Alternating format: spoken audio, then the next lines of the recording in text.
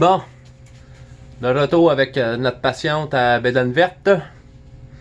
Je suis rendu à la moitié du corps. J'ai de la misère juste en tirant amplement. Puis j'ai peur que la petite pellicule de muscle qui retient la bédaine, j'ai peur que ça déchire. Tantôt, j'ai donné un bon coup, là, puis pouf, ça a déchiré un peu. Ça me tente pas de continuer dans les entrailles.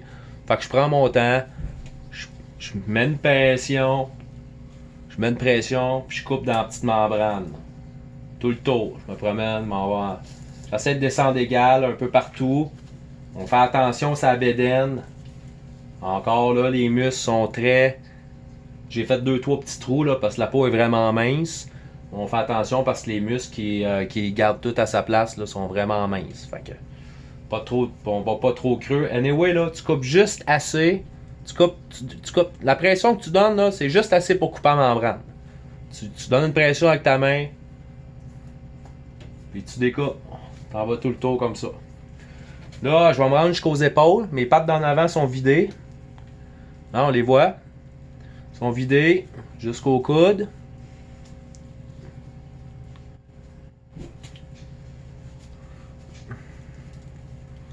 Jusqu'au coude, un peu comme j'ai fait pour les pattes en arrière. Fait que je vais me rendre jusqu'aux épaules. Jusqu'ici. Je vais vous montrer comment sortir les pattes. Là. C'est pas plus compliqué que ça. Il y a peut-être un outil tantôt qu'au début, quand j'ai donné la liste d'outils ou de choses qu'on a besoin, que j'ai oublié, là, un grand tournevis ou une barre de métal droite. Ça va bien avec ça.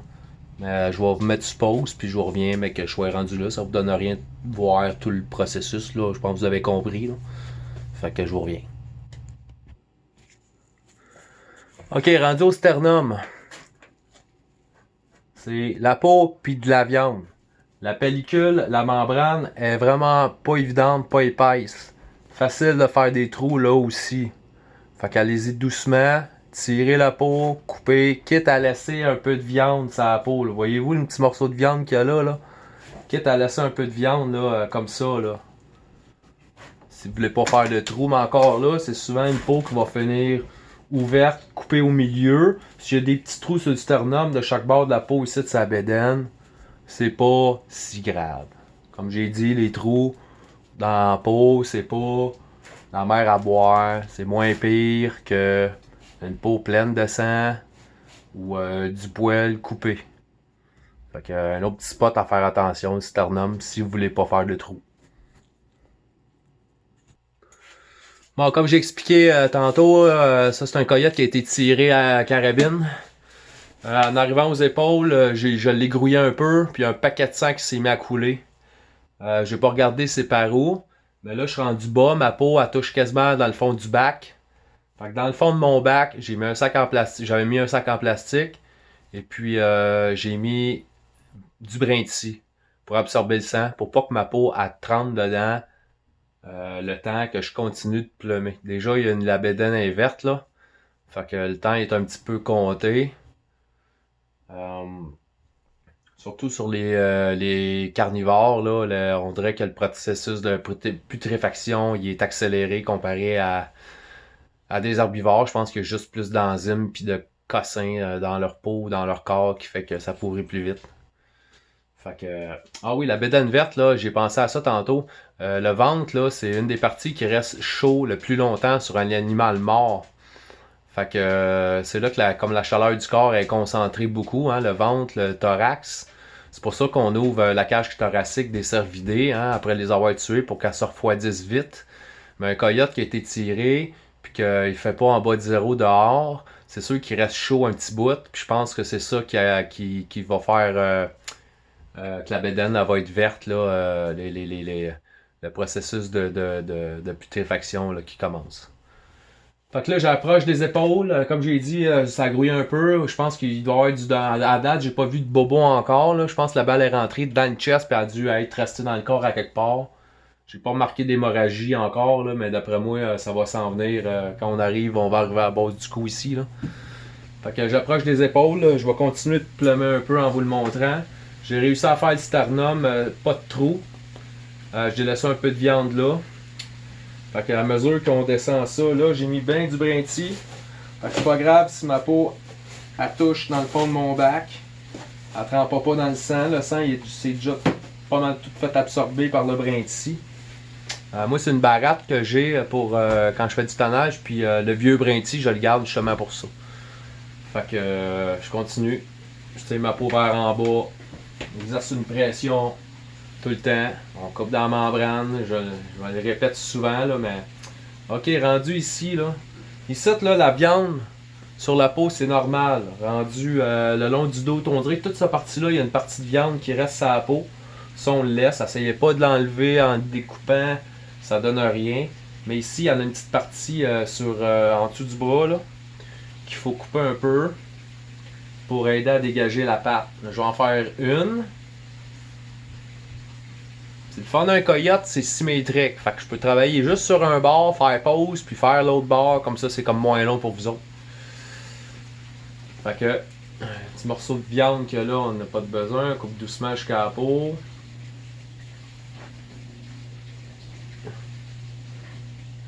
Quand il y a de la viande sur la peau comme ça, des fois, ça te bloque ta vision de la peau puis de la membrane qui est en dessous. Fait que c'est pas mauvais de l'enlever. Souvent, la viande, elle tient pas par grand-chose. Tu tires, puis tu vois le jour entre la viande puis la peau. Là. Tu peux en enlever des petits bouts. Là. Mais tout le temps en coupant plus vers la viande que vers la peau. Comme ça. Fait que là, je viens de me dégager ici, la pâte. Je vais couper. Souvent, c'est un bout un peu chiant. Que la peau est bien collée. Comparant dans le cou, sur le dos. Fait que là, on voit l'épaule ici, le coude il est là. Sauf que je suis pas encore rendu à l'ouverture que j'ai faite l'autre bord. Fait qu'il y en a bien ce qu'ils vont faire, le rendu là. Ils vont prendre une barre à métal, ils vont en rentrer en dessous là. Ils vont la faire traverser. Un peu comme s'il passerait ça ici, là. Moi, j'aime pas ça parce que vu que j'ai pas assez décollé de peau, j'ai peur que si je rentre une barre là, je vais aller percer la peau ici. J'ai dit les trappeurs, là, les standards, ils n'ont pas besoin des pattes qui soient parfaites. Même qu'en confection, là, les pattes, là, on coupe ça là. Fait que s'il y a un trou là, proche de là, c'est pas grave pour la confection. Mais si c'est un coyote que vous voulez faire monter en tapis, une belle peau complète avec les pattes, tout intact, là, c'est mieux de prendre un petit peu plus de temps. C'est pas dur. Plus que ton produit final, il est compliqué, genre le top, c'est sûr que ça va te prendre plus de temps de plumer un coyote. Tu veux le faire monter à un montage complet d'un coyote, comparé à une peau tannée avec les pattes ou un tapis ou une peau faite pour la confection. Il y a moins de travail. Même de la confection, là, pas besoin de la tête, pas besoin de la queue, pas besoin des pattes. Ça peut être le carré du dos avec le cou, puis c'est assez. Sauf que moi, j'aime pas gaspiller. Fait que même une peau pour la confection, souvent, je vais prendre le temps de tanner les queues. Les queues, je les garde, je les revends. Puis les têtes aussi, parce que les têtes, j'en ai besoin pour faire des chapeaux style montagnard. Là. La tête, là, style Daniel Boone, là, avec les pattes qui pendent, puis ces affaires-là. Fait que pour ce genre de chapeau-là, coyote, je le plumerais pareil que si ça serait un coyote qu'on montrait en tapis ou une peau tannée complète avec les pattes. Là, je vois un peu de sang. Côté-là, il y a l'air d'avoir une petite hémorragie. C'est le fun parce qu'en plus, on va voir les dommages. Je sais pas quel calibre que mon client a utilisé, sûrement qu'il va vous le dire. Ça, c'est le coyote à Gabrielle Joly, la petite femelle qui a tiré le 2 jours. Ça fait 2 coyotes que Gabrielle m'emmène. Des belles jobs clean, pas de dommages. Tu regardes le coyote mort, il y a un peu de sang, mais il n'y a pas de dommages apparents. Je pense qu'il fait exprès pour les tirer de face. Ouais, c'est ça. Il y a une hémorragie là. Je pense qu'il fait exprès pour les tirer de face en espérant pas trop maganer la peau. Pour les faire tanner. Puis les garder. Fait qu'en gros là, c'est ça. Rendu ici, le sternum, on fait attention. C'est pas dramatique encore si on fait des trous. Oui, je me répète, oui, je radote. Mais je veux que ça soit clair. Je veux pas 56 000 questions. Oui, j'avais un coyote à plumer. Oui, c'est pas bébé plus long filmé. Mais quand même. Si je filmerais pas, je serais installé autrement. Mais là, je pense à vous autres.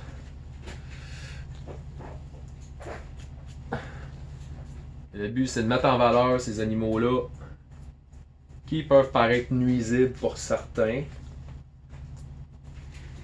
qui peuvent paraître pour une mine d'or pour d'autres. L'hémorragie là. Souvent, les hémorragies comme ça, tu coupes au travers, ça va pisser le sang. Il y a du sang qui s'est accumulé là, puis ça va pisser le sang. Gardez-vous du borax pas loin, des Scott Towels. Là, ça saigne pas beaucoup, là, c'est très liquide, puis il y a comme de la gélatine. Mais tantôt plus bas, là, si je vois que ça saigne beaucoup, je vais coller un Scott Towel là. Je vais peut-être même l'enlever en recollant un autre, 2, 3. Ça me tente pas d'avoir du sang partout. Essayer de travailler clean. Je continue ça là ici. Bon, ok, rendu là.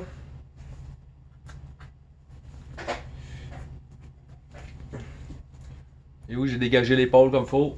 Le coude il est là. Je dois être pas loin de mon autre coupe là. La coupe que j'avais faite sur la patte. J'avais même un peu dégagé l'intérieur. Vous vous souvenez, j'avais coupé jusqu'ici là. J'avais coupé jusque là. J'ai dégagé un peu en dedans. Tant que ça sera pas trop dur de sortir ça, ce patte-là. Idéalement, ça me prendrait une autre corde parce que mec, j'ai sorti ces deux pattes-là pour pas les avoir dans les jambes quand je continue. J'aime ça les rattacher en haut. Comme ça, on les a pas dans les jambes.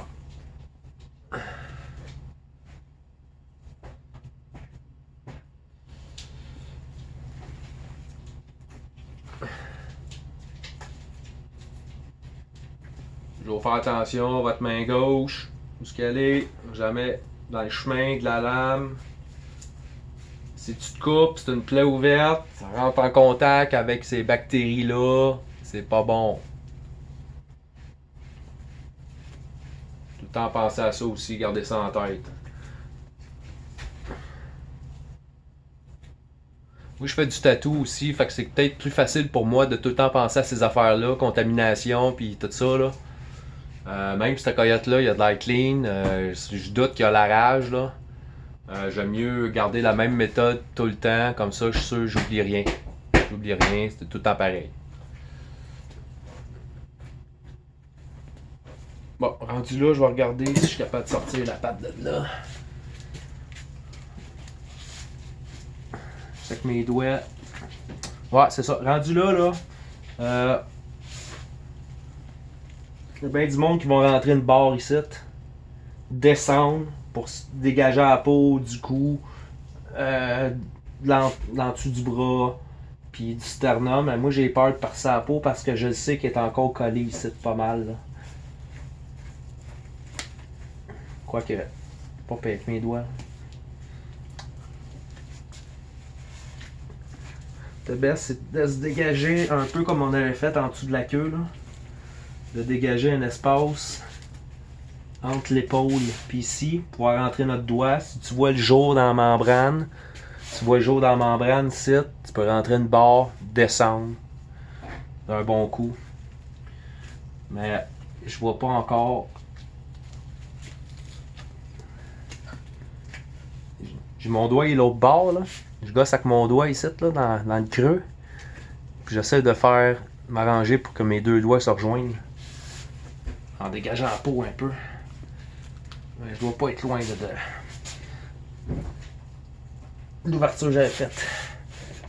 Parce que c'est ça, le coude il est là. Ouais, je vois juste la petite membrane. Je suis en train de rejoindre la coupe que j'avais faite. Les pattes.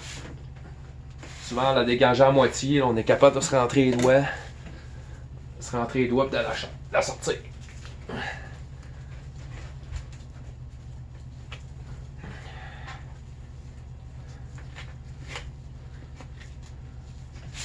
voyez, je la tiens la patte là. Puis là, ma coupe du début, là, je viens de la rejoindre au coude.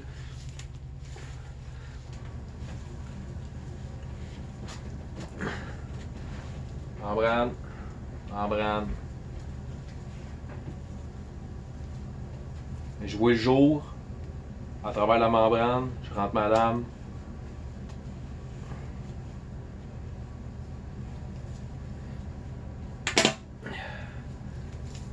Et voilà, je sors la patte. Oh! That's it, une patte de fête en avant. Vous voyez comment ça parle, on l'a dans les jambes, là, mais que je continue, ça va, moi j'aime ça l'attacher en haut. Fait que, une patte en avant de fête. On va la même affaire que l'autre. On va faire pause. Je vais descendre le cou comme j'ai fait le corps, jusqu'aux oreilles. Rendu là, c'est une autre étape un peu plus tricky. Fait que je fais pause puis je reviens. Pas mettre trop de temps sur mon téléphone.